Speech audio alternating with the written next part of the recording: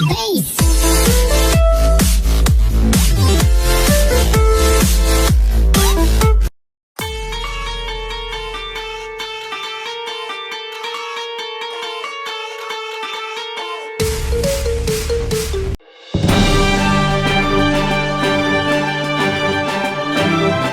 गांव की चौथे दिन की ऐतिहासिक रामलीला मंचन में इस महिला के षड्यंत्र से भगवान राम बन गए थे वनवासी, छाया था मातम।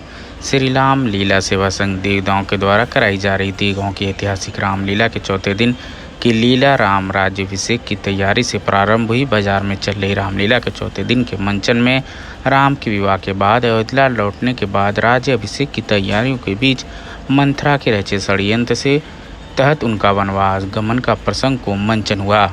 महाराजा दशरथ का जनकपुरी से अपने चारों बेटों और बहुओं के साथ अयोध्या लौटने पर स्वागत किया गया। पूरे राज्य में खुशियां मनाई जा रही थीं। तीनों रानियां कौशल्या, सुमित्रा और कैकेयी अपने बेटों और बहुओं को देख फूली नहीं समा रही थीं।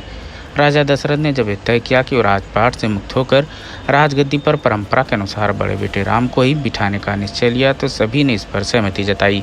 इधर राजा की सबसे प्रिय रानी कैकेयी की कुबड़ी दासी मंथरा के दिमाग में और ही कुछ चलता रहा। वह कैकेयी को भड़काती रही कि राम को राज मिल गया तो कौशल्या राजमाता कहलाएंगे और तुम्हारा कोई महत्व नहीं रह पाएगा। राजा तुम्हें सबसे ज़्यादा पसंद करते हैं, जो तुम अपने बेटे भरत के लिए राजगद्दी क्यों नहीं मांग लेती। कैकेयी के बहकावे में आ जाती हैं और कोप भवन में बैठ जाती हैं। राजा दशरथ को जब इस बात का पता चलता है तो दौड़े दौड़े आते हैं। कैकेयी उनसे अपने पुराने वचनों को मांगने की बात कहती हैं। राजा दशरथ आज्ञा देते हैं तो पहला वचन पर मांगती हैं कि भरत को राजा बनाने का और दूसरा राम को 14 वर्ष का वनवास। राजा दशरथ के तो प्राण निकल जाते हैं। वे कैकेयी को मनाते हैं लेकिन वे नहीं मानती हैं। राजा दुखी मन से बात सबको बताते हैं तो पूरे अयोध्या में मातम छा जाता है। इधर राम माँ की आज्ञा को लेकर उनका पालन मानकर वनवास जाने को तैयार हो जाते हैं। इसी के तहत देव गांव की ऐतिहासिक रामलीला चौथे दिन समाप्त होती है।